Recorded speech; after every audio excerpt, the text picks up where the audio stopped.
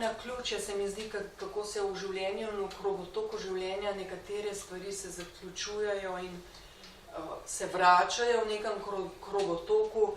Mile Korun, mislim, da je bil res v prvem letniku in zdaj smo pred premiero njegove igre Sveti mož, ki jo režira Matjaž Zupančič v ljubljanski drami.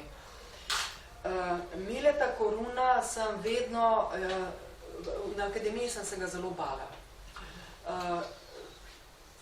Vedno sem ga jemala, čutila pravzaprav kot dirigenta, arhitekta, vizionarja. On je meni prvič fantastično razložil ta nadzor, ki ga ima igralec nad svojo vlogo in to, kar prihaja od znotraj. In ne bom pozabila, ko je tako na neko tablo narisal neko figuro, kako hodi, in ta figura, ki ga gleda kot ena drugi jaz, ki vrši kontrolo. Skratka, Saša vrši kontrolo nad Saško, ki igra. In ta Saška, ona igra tako, kot čuti in tako, kot jo čustva neso in tako, kot je globina njene duše. Prav to se spomnim, ker je rekel, da to mora duša in globina, ta je zelo potegnil. In da ima občutek, da sem jaz absolutno preveč te Saše, ki nadzira, in premalo te, ki preprosto samo elementarno čuti. Pred 20 leti, ko je nastajala Bušca, ni bilo samo umevno, da ti vzameš besedilo in ga po svoje. Jaz sem imela pri tem zelo velike moralne in etične zadržke. Kaj ti smatram, če je nekdo, res da je Marjan Tomšič napisal to na mojo pobudo, pa kaj ne bi približno bilo, ampak iz spoštovanja do avtorja si jaz tega nikoli v življenju ne bi upala narediti. In Boris je rekel, ti boš to igrala, naredi tako, kar se tebi zdi.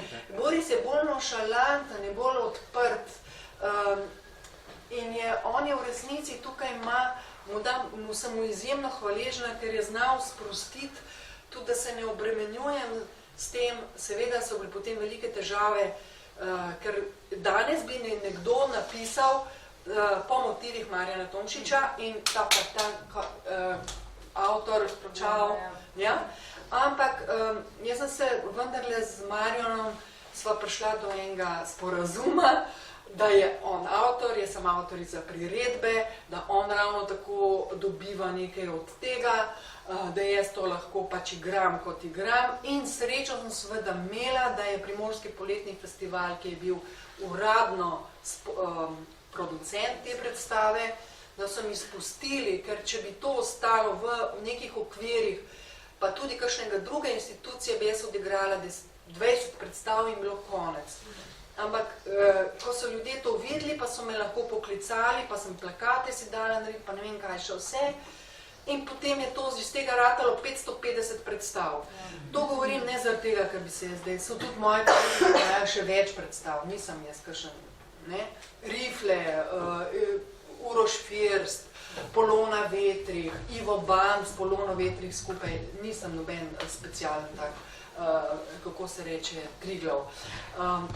Govorim o tem, da je pomembna postprodukcija in da je pomembno, da se tudi človek malo prilagodi, vedno seveda niso pogoji idealni, ampak je važno, meni je bilo prvenstveno važno, da je predstava, ki lahko zadosti preprostega istrskega človeka, ki je bil tam na njivi in jaz sem tam igrala zraven njegove njive, recimo, če hočete anekdoto, je prišel en kmet in direktorica Primorskega poletnega festivala Neva Zajc je rekla, ja, ma kaj imate vi karto? Karta pomeni stopnica, ampak po istrsko je karta tudi osebna izkaznica, ne?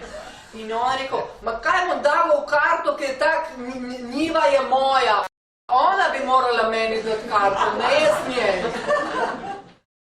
Ja, verjamem v besedo, ne samo to radikalno verjamem v besedo. In se mi ne zdi zastonj, da je na začetku bila beseda. Verjamem pa toliko bolj zaradi tega, ker ne da ne bi imela rada recimo likovne umetnosti. To je tudi beseda. Likovna govorica je beseda.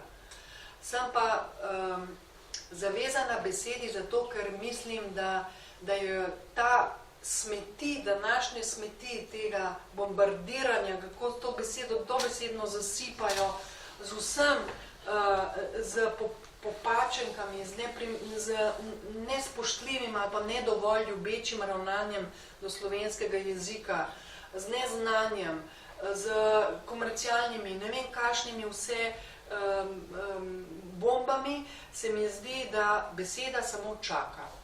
In da beseda samo čaka, ker ima v sebi močno izpovedno moč. Slika morda lahko deluje kot metafora, medtem ko beseda je lahko vedno tudi metafora.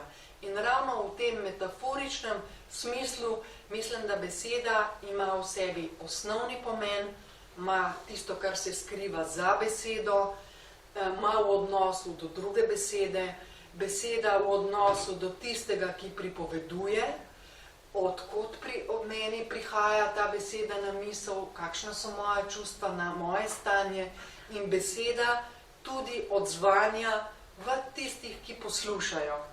In tudi naleti na njihov notranji svet. In to je nekaj nepredvidljivega. V dramskih besedilih se mi zdi, da je beseda tista, ki prinaša skrivnost, odkriva skrivnost, je lahko beseda, ki izraža čustvo, stanje, situacijo, medtem ko je beseda v poeziji izreka to, kar je v našem življenju absolutno neizrekljivo, da se dotika tistih subtilnih vibracij, za katere verjamem, da jih vsak človek čuti, morda jih ne zna samo besediti, ampak da jih dobiva skozi nekakšno metafizično stanje besed, da prihajajo v njega in da delajo človeka plemenitejšega, lepšega, modrejšega, bolj empatičnega.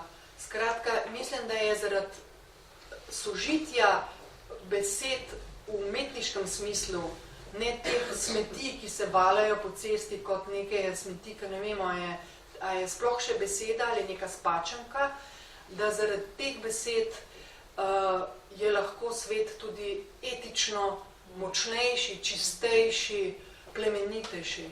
Zato verjamem v besedo.